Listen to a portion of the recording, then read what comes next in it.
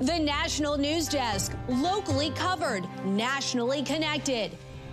The president absolutely supports peaceful protests. He supports the First Amendment. He supports the right of Americans to make their voices heard. He does not support violence of any kind. Anti-ICE protests day 6. The movement has grown past just L.A. How different mayors and governors are reacting to President Trump's call for peace in the streets. Verdict reached. A disgraced movie mogul, Harvey Weinstein, learns his fate. The convictions coming back to haunt him. And then the U.S. facilities in the Middle East now on high alert. The embassy staff and their families now being impacted. This is the National News Desk, America's News Now. I'm Dee Dee Gatton, and it is 3 o'clock in Los Angeles, and in 5 hours, that mandatory curfew is in effect again, starting at 8 p.m. and going through to 6 a.m. tomorrow morning. Los Angeles Mayor Karen Bass saying the curfews will continue until the violence stops. Some civilians have already been detained today by the National Guard after days of violence. Mayor Bass still places the blame on ICE for arresting illegal migrants late last week. Things began to be difficult on Friday when raids took place, and it's important that I begin there because that is the cause of the problems that have happened in the city of Los Angeles and other cities. Meanwhile, ICE agents conducted another raid this morning in California, south of Los Angeles. That is according to Downey Council member where it happened, Downey, California. He says agents made arrests at a Home Depot and LA Fitness Center, as well as arresting someone outside of a church. National correspondent Matt Gelka has the latest as both sides dig in, not just in California, but across the country. A curfew in effect for a square mile in Los Angeles led to mass arrests as the city continues to try and quell violence and looting stemming from anti-ICE protests. The Trump administration has stood by the decision to send in thousands of National Guardsmen and hundreds of Marines. Part of it is getting ahead of a problem so that if in other places, if there are other riots in places where law enforcement officers are threatened, we would have the capability to surge National Guard there if necessary. Those troops were receiving crowd control training, while some of the National Guardsmen accompanied ICE on immigration raids. The Department of Justice announced 2 people were charged in Molotov cocktail attacks on law enforcement during the riots. The Department of Homeland Security posted that one of the suspects was previously deported.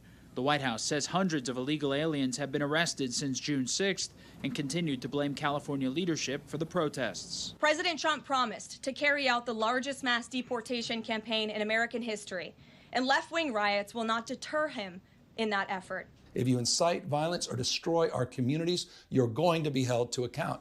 That kind of criminal behavior will not be tolerated. California Governor Gavin Newsom denounced the violence and continued to resist the federal intervention. And he accused the president of making the situation worse. Democracy is under assault before our eyes. This moment we have feared has arrived. You've got the state versus the federal power. Typically in these situations over who's in charge when it comes to public safety, is courts are going to align with the federal power. And in a temporary victory for the president, a judge declined to take up Newsom's emergency request to block the troop deployment, but did set a hearing for Thursday with the California governor alleging deploying federal troops in his state is unlawful. All right, we'll keep an eye on that Thursday. But, Matt, the president has repeatedly said there are paid protesters in the group, and now Congress is getting involved. What can you tell us there? Yeah, Missouri Republican Senator Josh Hawley announced today he's launching a probe into the Coalition for Humane Immigrant Rights, requesting communications and financial records and alleging they're bankrolling some of the violent protesters. The group told the New York Post they haven't been involved. Live from Washington, D.C., Matt Gelka, thank you. Large-scale anti-ICE activism is now in at least 15 cities nationwide. More protests are planned for today in cities like New York and Seattle, in addition to L.A. Some demonstrators are also opposing broader administration policies. There's no longer this good quality of life here. I don't think that there's good jobs available for us. I don't think that there's really a future. I think climate change is right around the corner, and I think that we all have to stand up for each other, and that means standing up for people in a more vulnerable position than San Antonio officials are ramping up security to prepare for large demonstrations tonight. Texas Governor Greg Abbott has deployed National Guard troops to that city and others. In Austin, 13 people were arrested during a demonstration yesterday. In New York, meanwhile, 86 people were taken into custody during protests that involved bottles being thrown at police officers. 34 of them were arrested and the rest were issued criminal court orders. The European country Kosovo will take in some migrants deported from the U.S. and help return them to their home countries. Officials said they agreed to a Trump administration request to temporarily host a few dozen deportees. It's one of several nations the U.S. government has asked to take in migrants as part of a third country deportation deal. A famous TikToker has left the U.S. after being detained by ICE in Las Vegas. 25-year-old Kabi Lame voluntarily left the country after he was detained last Friday. An ICE spokesperson said he came to the U.S. in April and overstayed his visa. The agency confirmed he was allowed to leave without a deportation order. He was at the Met Gala in New York City last month. President Trump is reviewing details of a new trade deal he says the U.S. and China have agreed to. He says the U.S. will get magnets and rare earth minerals from China and keep tariffs on Chinese goods to the total 55%. The U.S. will allow Chinese students to attend U.S. colleges and universities and a 10% tariff on U.S. goods. Chinese officials haven't confirmed the details. China has agreed to open their markets to the United States separately of this deal. And when it comes to this deal, we're going back to the terms that were agreed upon in Geneva for the release of some of those critical minerals and the magnets from China to the United States. And we have agreed to fully comply with the Geneva Agreement as well. With anti-Semitism attacks rising across the country, lawmakers on Capitol Hill met to address how the spike in incidents tie into broader concerns over national security. Our Kayla Gaskins joins us from Capitol Hill with more. We convene today in the shadow of a deeply unsettling trend. Both Democrats and Republicans agree the spike in anti-Semitic attacks in the U.S. is a problem that needs a solution. In 2024, there were nearly 10,000 reported anti-Semitic incidents across the United States. A House subcommittee meeting Wednesday to explore how they can help. This comes after a series of violent, deadly, and targeted attacks. In early April, an arsonist set fire to Pennsylvania Governor Josh Shapiro's home during Passover. Earlier this month, a man threw Molotov cocktails at a Jewish group in Colorado. Weeks before that, a gunman opened fire and killed 2 young Israeli embassy staffers at a Jewish event in Washington, D.C. Democrats on the committee, though, argue this administration is not taking an effective approach by gutting resources and personnel at civil rights offices that would oversee anti-Semitism concerns. We should be surging resources to those agencies, not gutting them. While Republicans examine the possibility of a deeper, darker, broader problem. Last week, Al-Qaeda in the Arabian Peninsula released a video calling for attacks on U.S. soil. The group's leader even cited recent attacks here in D.C. as examples to follow. Of America's enemies, from Al-Qaeda to China, using this issue as a way to chip away at America's security through unrest and division. Do you believe China is funding the war against America? There's a lot of activity in the public record that show Chinese money is flowing into as many of these organizations. Absolutely. The national security risks highlighted through anti-Semitic incidents and social unrest are a large reason why the Trump administration is reviewing the visa process for international students and why they've put a so-called travel ban in place for people from mostly Middle Eastern and African countries. On Capitol Hill, I'm Kayla Gaskins, reporting for the National News Desk, America's News Now. Police are waiting for autopsy results for a body found in Maryland that could be of missing 3-year-old Nola Dinkins. The case is now being investigated as a homicide, according to Maryland and Delaware police. An Amber Alert that went out last night when Dinkins went missing is now canceled. Delaware police said the girl's mother, Darian Randall, had falsely claimed her daughter was kidnapped at gunpoint. Police believe they are closing in on Travis Decker, the father accused of killing his 3 young daughters in Washington. The sheriff's office said tracking teams responding to a tip spotted an off-trail hiker near Chillicothe Lake who ran from sight when a helicopter passed over the area. They tracked a subject to the Ingalls Creek trailhead area. They are urging the public to stay vigilant.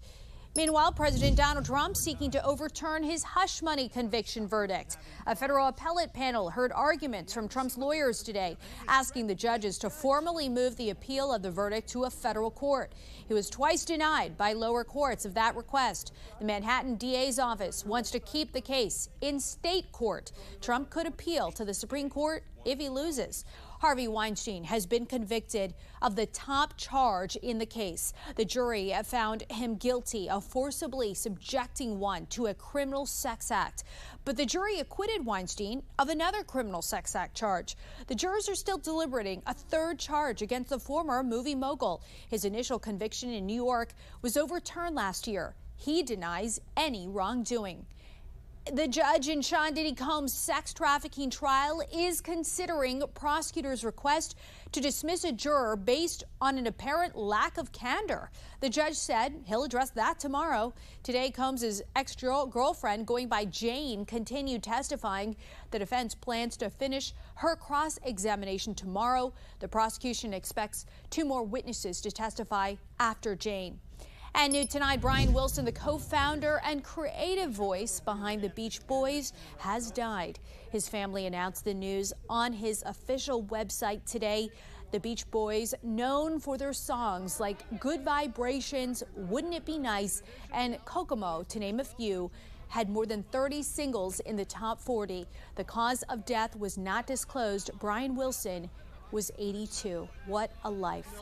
Coming up, a new investigation into who's funding the LA protests. The organizations thought to have strong ties to the groups on the ground. Then, the car company that just announced a multi-billion-dollar investment in domestic manufacturing. And later, a New York man recovering after getting hit by lightning. The important tip you may not know to protect yourself during a storm. We'll be right back.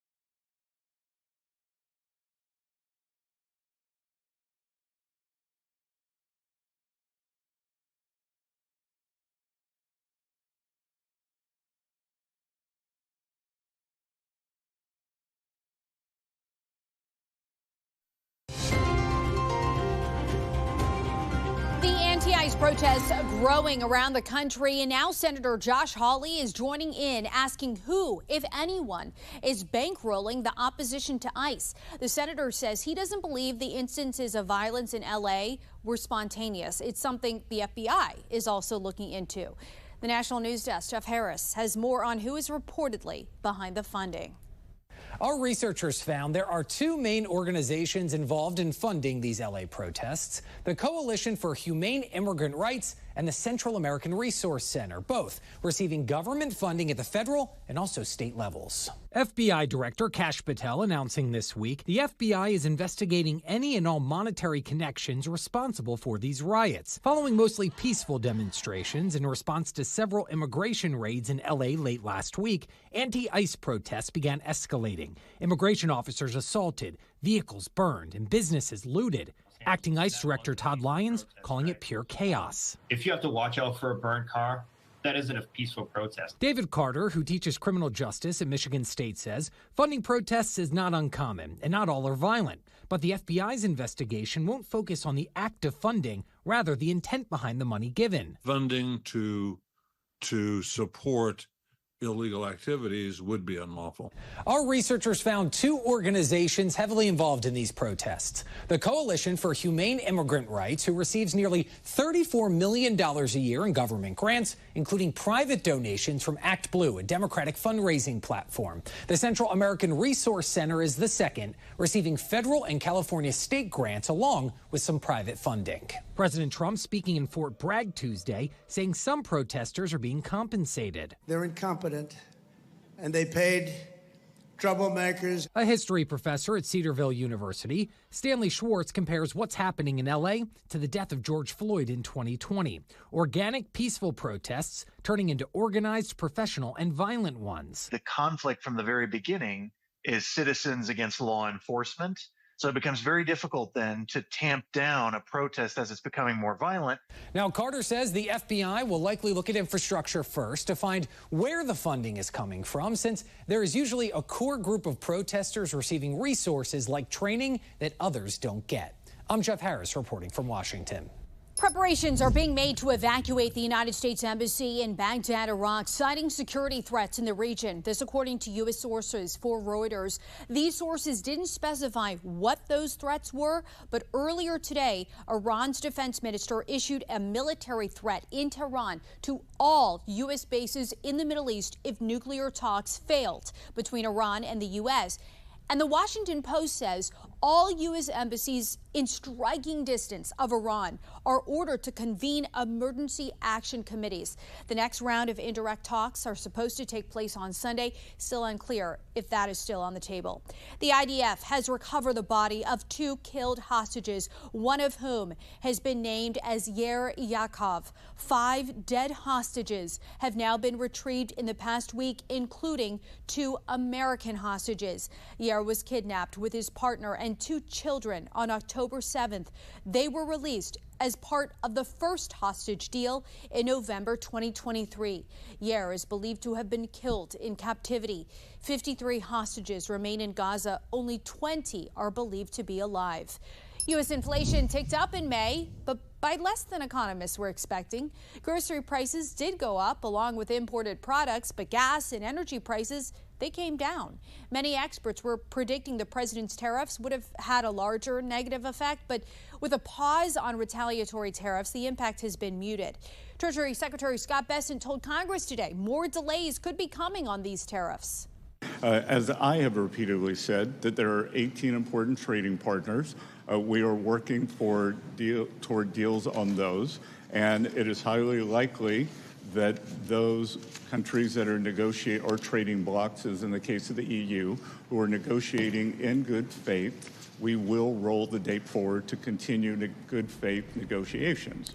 General Motors plans to spend $4 billion to manufacture more cars in the U.S. in the next 2 years. GM says this will give it the capacity to assemble over 2 million vehicles per year.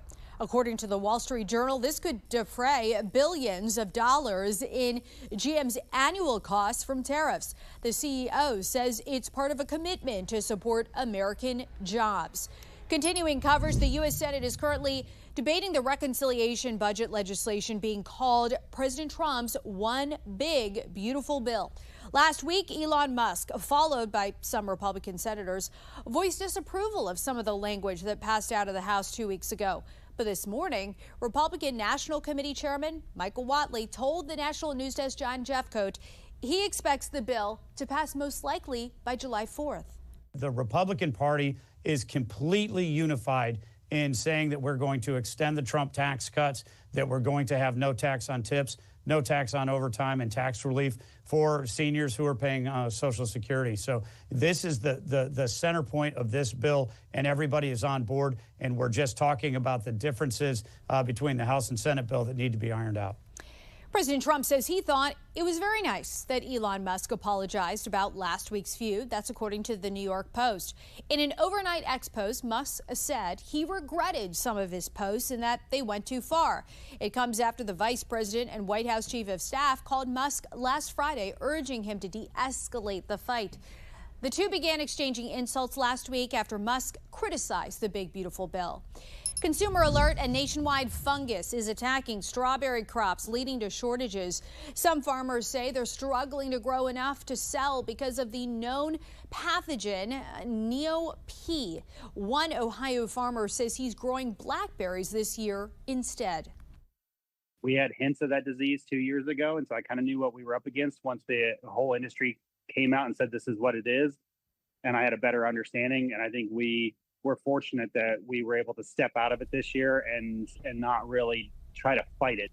He says the fungus does not affect humans, so you don't need to be concerned about existing strawberries in the grocery store. Coming up, where unusually dry and warm weather is fueling an aggressive fire. We'll have that right after this.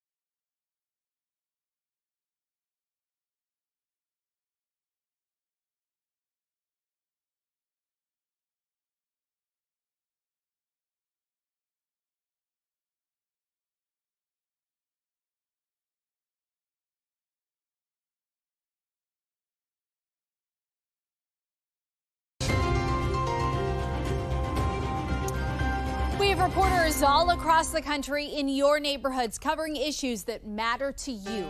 We are taking the pulse of America, and we start in New York, where a man is recovering from a lightning strike. This was the house Locke volunteer fire members responded to at around 9:30 Monday evening. The man inside struck by lightning while he was under his enclosed porch. The Cayuga County Sheriff thinks he may have been shutting a window when the strike happened. It was a call Locke's volunteer fire chief couldn't believe. I wasn't able to find out until about 10 o'clock this morning that he'd returned home at 6 a.m. and that he was doing fine and all that stuff. It was a relief and all that stuff because the victim was a personal friend of mine. Getting inside the home, those lightning strikes, about 1/3 of those in total can happen within a structure. But getting inside the home, staying away from windows and doors, not maintaining contact with walls within the house are definitely important, or on any surface that could be conductive. It was Monday morning, June 2nd, when detectives approached Jacob Bigelow outside his West Palm Beach home. Detective Gomez of the Sheriff's Office. Anybody else? What he doesn't know is that they will soon ask him about a woman who at this very moment is in a hospital fighting for her life. You have no idea where she's at? Is that like a normal thing for you, or? He denies knowing what's going on and where she is. Did you guys get into any kind of argument in the last 24 to 48 hours or anything like that? The co-founder of Conroe, a fine dining restaurant in West Palm Beach, is accused of punching and kicking the victim for over 2 hours. After minutes of back and forth, they eventually take him into custody.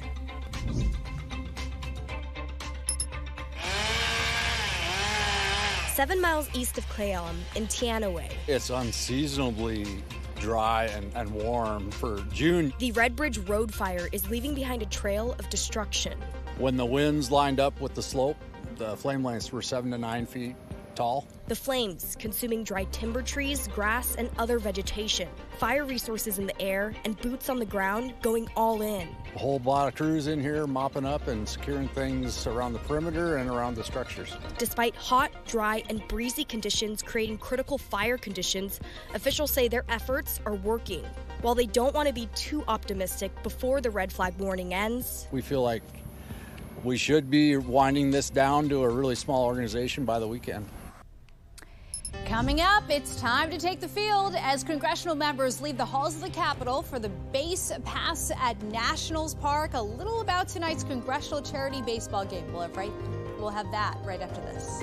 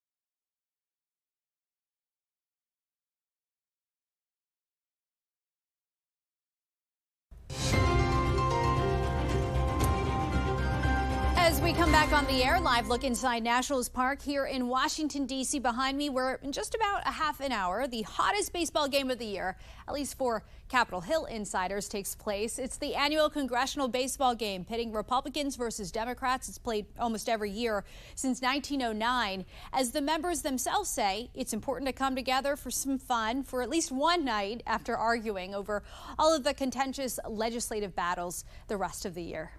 When we come together on a baseball field, it's a reminder that we're all Americans, we're all in this together, and there's a big reason why we were sent here, and that's to fight for the American people. Candidly, when you watch us, it's hard to see how we can get along with anything, but we can get along with this baseball game tonight, and the charity is going to benefit from it, so it's a lot of fun, and it comes at good time.